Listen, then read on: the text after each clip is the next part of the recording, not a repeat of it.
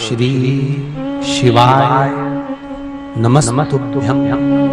जिसके घर में कमाने वाले दो चार हैं, पैसा तो आ रहा है पर घर में टिक नहीं रहा, डॉक्टर में, पुलिस में, एक्सीडेंट आदि में, कहीं गलत जगह पर व्यसन में अगर पैसा जा रहा है, जुए में, मांसाहार, मदिरा पान, या कहीं आया पैसा आने में कमी नहीं, आ रहा है पर टिक नहीं रहा, रुक नहीं रहा, कोई मांगने आ गया, दे दिया, फिर वहां से अपने पास नहीं आ रहा, अपन कह रहे हैं भैया हमारा पैसा लौटा दो, नहीं आ रहा। तो महाराज शिव महापुराण की कथा कहती है, एकादशी के दिन गंगा के जल में मात्र 7 बेलपत्री डालकर जो नंदीश्वर भगवान अर्थात जो शंकर जी के शिवलिंग के सामने नंदी होता है, उस नंदी के चरण पर गंगा का जल चढ़ाकर बेलपत्री शिव पर समर्पित कर देता है, उसके घर में रुपया रुकना चालू हो जाता है, फिर वो गलत जगह पर नहीं जाता, गलत स्थान पर वो धन जाएगा ही नहीं। बेटा अगर व्यसन में पड़ा हुआ है, मदिरा पान में पड़ा हुआ है, मांसाहार में, जुए आदि में जा रहा है, तुम्हें लग रहा है कि मेरा बेटा गलत मार्ग पर जा रहा है, ये मित्र दोस्ती गलत हो रही है, वो सही जगह पर जाए।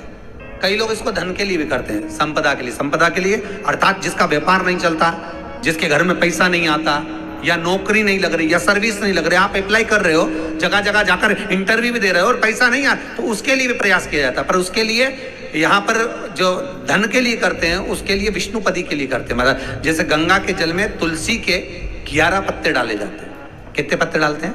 11 तुलसी के पत्ते डालते हैं, और उसको किसी भी नारायण के मंदिर में, राम कृष्ण शिव शंकर नहीं, राम कृष्ण भगवान विष्णु दत्त आदि जितने नारायण के मंदिर हैं, उस मंदिर में किसी भी पात्र में, एक छोटे से पात्र में उसको भरकर रखी आते हैं महाराज। उससे भी जॉब, सर्विस, नौकरी में सफलता प्राप्त हो जाती है, परंतु वो भी एकादशी को ही होता है। कुछ देर तक पात्र को रखा जाता है, फिर वही पात्र का जल किसी भी वृक्ष के नीचे डाल दिया जाता है, उससे भी नौकरी के लिए फायदा मिलता है। शमी की पत्ती, शमी वृक्ष का जो महत्व पहले कहा है, शमी वृक्ष की पत्तियां अदालत में या कानूनी कोई प्रोसेस के अंतर्गत कानूनी कोई कार्रवाई हो गई है या कोई अटका है काम, तो शमी की पत्तियों को एकादशी के दिन 5 जगह पर चढ़ाया जाता है उस कार्य को निपटाने के लिए। पहला अशोक सुंदरी की जगह पर। अशोक सुंदरी की जगह कहाँ है आपको मालूम है, पहले भी बताया।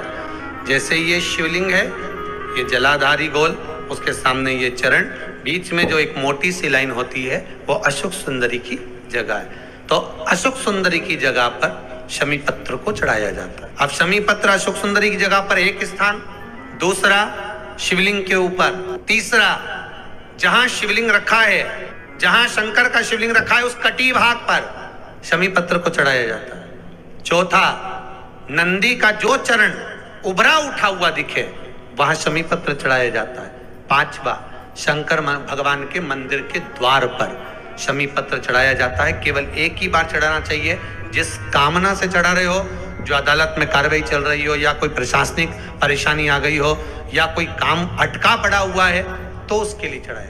5 स्थान है हमारा, 5 स्थान दिए। शमी पत्र को आप 5 चढ़ाएंगे, आपकी प्रशासनिक जो व्यवस्थाएं वो सुचारू हो जाएगी, वापिस कोई तकलीफ नहीं आएगी। शमी पत्र की बात, यदि मान लो शरीर कहीं से सफेद पड़ रहा है, कहीं से काला पड़ रहा है, शरीर में से खाल की फुकड़ी निकलना प्रारंभ हो गई हो, शरीर में काले काले चट्टे पड़ना चालू हो गए हो, या कोई विशेष रोग हो गया, काया बेकार हो रही है, तो सीधी सीधी बात शिव महापुराण की कथा कहती है, एकादशी के दिन पीपल का एक पत्ता, उस पत्ते पर थोड़ा सा चावल अपने हाथ में लेकर, अपने नैनों से लगाकर, शरीर पर से स्वयं उतार कर उसको दरवाजे के पास रख दीजिए। उस चावल को दूसरे दिन सूंघ कर बहते हुए पानी में डाल दीजिए। महाराज कितने भी रोग से ग्रसित हो गए, पीपल का एक पत्ता 52,000 ब्राह्मण की साक्षी कराता है। महाराज बहुत ध्यान देना, पीपल के वृक्ष में स्वयं नारायण का, मेरे कृष्ण का वास है। स्वयं भगवान गीता के अंतर्गत कहते हैं कि मैं पीपल का वृक्ष हूँ। 52,000 ब्राह्मणों का वासा एक पीपल के पत्ते में होता है। जिसकी अदालत में कोई बात चल रही हो, प्रॉपर्टी का झगड़ा चल रहा हो, भाई भाई में क्लेश चल रहा हो, कोई विवाद चल रहा हो, नहीं सुलझ रहा हो, तो बड़ के पत्ते के ऊपर शंकर भगवान के शिवलिंग का निर्माण कर कर किसी बड़ के पेड़ के नीचे मट्टी का या बालू का शिवलिंग बनाकर उसकी पूजन करें एकादशी के दिन, और उसकी पूजन कर कर उस पे दही चढ़ाएं। उसी दही को थोड़ा सा उठा कर लिया है, जब अदालत को जाएं उस दही में चंदन घोलकर सिर पर तिलक लगाकर चले जाएं, कार्य में विजय प्राप्त होती है। यही चंदन और दही बच्चे जब एग्जाम में बैठते हैं, छोटे छोटे बच्चे, कई माताएं कहती हैं हमारे बच्चों का पढ़ने में मन नहीं लगता, या कोई एग्जाम में बैठ रहे हैं अच्छे नंबर नहीं आ रहे हैं, तो बटकेश्वर महादेव का पूजन कर कर चढ़े हुए दही में चंदन मिलाकर बच्चा जब एग्जाम देने के लिए जाए तो उसी चंदन का तिलक लगाकर उसको भेज दीजिए, थोड़ी बिंदी लगाकर तिलक लगाकर भेज दीजिए, बच्चा अच्छे नंबर से पास हो जाता है। महाराज बटकेश्वर महादेव का इतना प्रभाव, जिनके घुटने बदलने के लिए डॉक्टर बोल देते हैं कि घुटने बदलाएंगे या नीचे नहीं बैठ सकते, बड़ के पेड़ के नीचे 7 बड़ के पत्ते रखकर 7 बड़ के पत्ते रखकर उस पे 7 शिवलिंग का निर्माण करें। 7 शिवलिंग का निर्माण कर कर शंकर जी की आराधना करें और शिव की पूजन करें। श्री शिवाय नमस्तुभ्यम मंत्र बोले, श्री शिवाय नमस्तुभ्यम मंत्र का जाप कर कर शंकर भगवान का अभिषेक करें। उस अभिषेक के जल को थोड़ा सा एकत्रित कर लें और उस जल को रख लें, फिर इसके अंदर रखकर 7 दिन तक लगातार उस जल का पान करें। अगर थोड़ा सा अभिषेक का घी बच जाए उसको घुटने पर मलना प्रारंभ करें। मात्र 7 दिन के अंदर घुटनों की दशाएं बदल जाती हैं। जो 7 शिवलिंग बनाए हैं उनको जल में विसर्जन कर दें। श्री शिवाय नमस्तुभ्यम का स्मरण नित्य करें। कौन सा मंत्र है? जैसे भागवती का मूल मंत्र है ओम नमो भगवते वासुदेवाय, उसी तरह शिव महापुराण का मूल मंत्र है श्री शिवाय नमस्तुभ्यम। आपको पहले भी कथा में कहा, एकादशी के दिन सारे देवताओं के मंदिरों में जाकर दर्शन का प्रमाण है।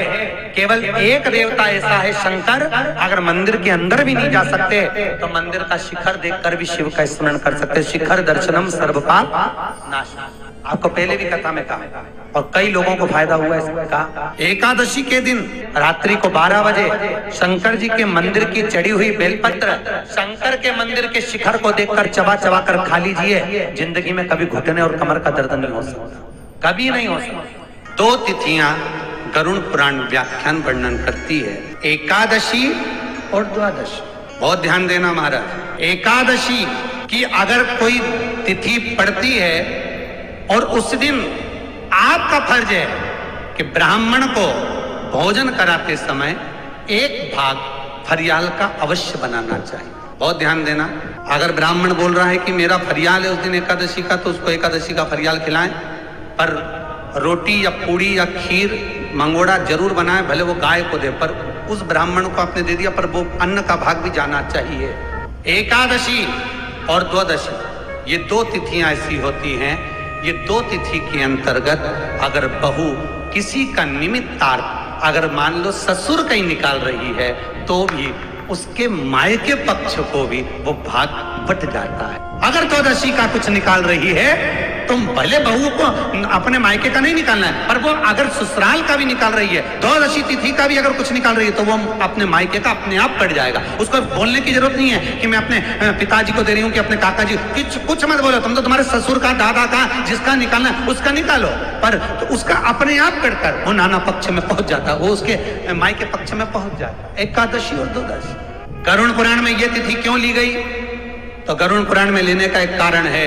एकादशी की तिथि एक ऐसी तिथि है कि कोई संत, महात्मा, जोगी, सन्यासी, तपस्वी, साधक, उपासक, कोई ब्राह्मण, कोई साधु, कोई तपस्वी, कोई संत, कोई मंडलेश्वर, कोई पीठाधीश्वर, कोई जगतेश्वर, जो जो पीठ पर विराजमान हैं, ये अगर प्राण छोड़ देते हैं तो इनकी श्राद्ध में जो तिथि होती है वो एकादशी ही होती है।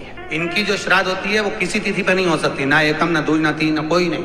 अगर होगी तो एकादशी की तिथि ही होगी। जब ये संत, साधु, सन्यासी भाग लेने के लिए आते हैं तो द्वादशी के दिन ये रुकते हैं। हमारे पूर्वज अगर भाग लेने आते हैं पितृपक्ष में तो आज आए और लेकर चले गए, पर संत रुकते हैं रात्रि, दूसरे दिन इंतजार करते हैं। जब घर की बहुएं बाहर निकलकर कोई भाग किसी को देती हैं तो उसको वर देते हैं कि तेरा मायका और ससुराल दो कुल तेरा तर जाए, और ये भाग स्वयं संत आशीर्वाद देकर चले जाते हैं स्वयं। अगर आपको हमारा ये वीडियो पसंद आया तो प्लीज़ एक लाइक बटन दबा दीजिए, हमारे चैनल को सब्सक्राइब कर दीजिए और अपनी दोस्तों के साथ शेयर कर दीजिए।